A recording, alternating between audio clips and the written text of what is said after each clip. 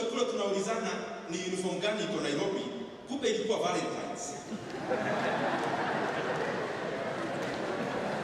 Instead of Wamwere carrying a flower, we are here carrying souvenirs. And then huyu mrembo akajiuliza, hii mtu hapa ati ananiambia anafanyaga economics KU. Economics gani, kwani ni home science wanasoma na sufuria? Mamwere hapo na hapo maneno yake ikaharibika. But then the story is that the cartel ilijaribu kakaanguka. Alianguka tu ya comrades. Mtu anakula hapo kwa hoteli yangu. Ananiambia mheshi, sio mheshi, ni hata wewe. Ananiambia wewe Nyoro tupatanie kwa class. Kule kwa hoteli tupatane class. Kwani hii chakula umekulia class? So hoteli yangu comrades wakakula for free ikabilizika. So the same ikakuwa elections ya university student leaders. I was first year, I tried to be a Congress person. First year, School of Humanities then, because I was doing BA Economics. I was defeated by a third year by 4 votes. Sasa hiyo time nikaona, hapa hizi maambition zangu ni, maybe I chose the wrong things. Nimejaribu biashara, nimeanguka. And around that biashara time, I remember one of my friends called Jemo. Siku moja, hiyo time tumefilisika, nimeanza kahoteli kameanguka, nimefanya student leadership ikaanguka. So niko tu hapo with nothing, extremely broke. Na mimi nilikuwa nimesema nikiingia uni naenda huko kimwanaume. Hii sipigi simu nyumbani sijui nitumie nini. Hata hiyo time natumiwa na nani in the first place. So nakumbuka time moja, my sister Esther akatutembelea KU. Jemo was my best friend hapo KU. So my sister akatembea akakuja na nyama nusu. Nyama, saa hii tuko broke. Pesa yako yote imeenda kwa hoteli na kuvai na yote imesabaratika. So when my sister came with a half kilogram of meat, vile alienda, tukaulizana na Jemu, sehemu imebakisha siku gapi? Tukafanya tukaona ni gapi? Hii nyama ni pesa gapi? Tukafanya ni pesa gapi? Hii nyama ni sukuma gapi? Tuliuza hiyo nyama.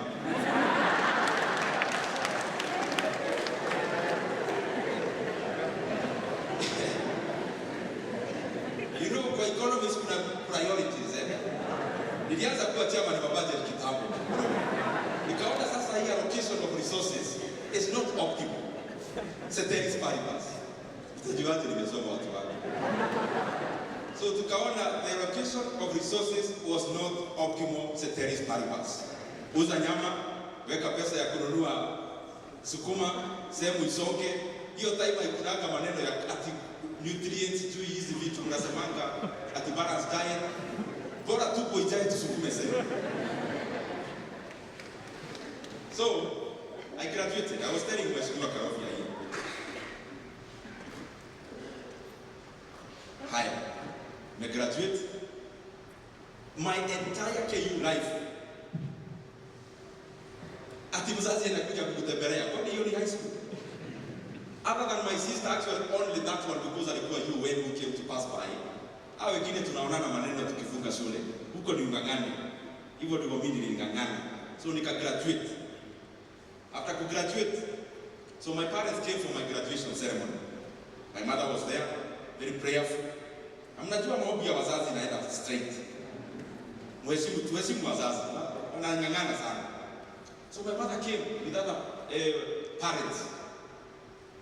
In my, where I come from, every person of your parents' age is your parent. So they came. So we went to eat.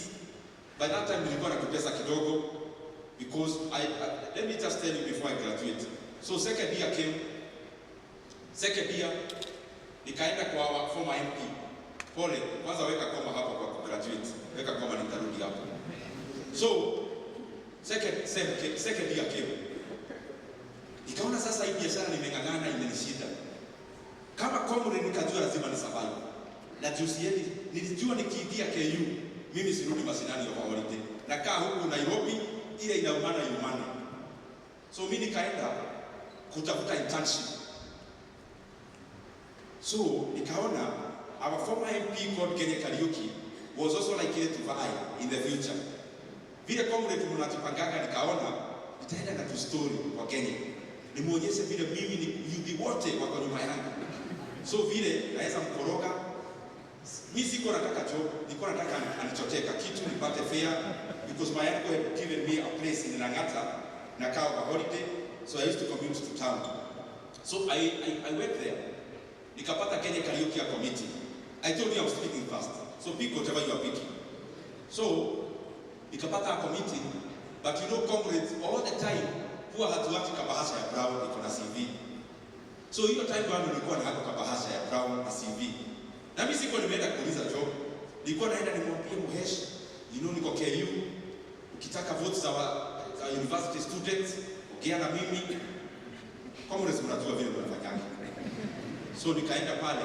Secretary wake akaniangalia, akaniambia mheshimiwa kwa meeting, lakini kama ni kazi wewe hata CV. Nikaianza tu, that's not what taken me there. After a few days I got a call. Mimi naitwa Kenya Karaoke. Hey, kwanza nikastuka. Uko wapi? Niko Nairobi. When can you come? I said now. So I went. Mheshimiwa Kenya Karaoke was very kind to me. Akaanza kunichapisha story, hata akanieleza that we are related. I was shocked that I could be related to such a big man. So akaniambia uliuliza kazi hapa. Mnakumbuka nimemwambia siku nimeenda kuuliza job. Mimi nilikuwa naenda story ndio mwishowe na maneno ikae namna hiyo. Nikamwambia yes sir. Uliuliza kazi? Yes sir. Uko wapi? University. Utaweza kazi na university? Sana mheshimiwa. Unataka kuanza lini? Saa hii. Mimi nilianza job saa hiyo. The business that nimefanya most, the business that I know more than all the others is stockbroking. That is the genesis of the stockbroking I do up to today. So second step came, nikakumbuka ile dream yangu bado ya kuvai. Saa hiyo niko na pesa, nilikuwa nalipwa 8k per month. Ungeniguza. So mimi nilikuwa na time gari za KU off peak. Economic students mnajua kuna kitu inaitwa elasticity of demand. Price elasticity of demand. Ile una choose when to use a mat. Mat ziko na bei ya chini when the elasticity of demand is very high, when people are sensitive to prices. So I used to go to work very early in the morning and come back very late at night. That did me one thing. Because after tulifungua mimi niliendelea na job. So, kwa sababu natoka job very late, juu ya fare ilikuwa imeshuka. So I was usually the last person to leave office. Nataka mshike hiyo point. Kwa sababu nilikuwa natoka town naenda KU. Niko job huko. Stockbroking. Pale corner house. So, because lazima niketegea basi za KU fare ishuke, ikabaki sasa ni mimi wa last kutoka ofisi. Kuna economists, kuna kitu tunaita unintended consequences. It happened to me to my favor. Because I was the last to leave office, the intended consequence was this boy is very hardworking. So when it came to being awarded to kafanya sherehe ya employees of the year, among the 50 employees, I was given 50k for being the employee of the year.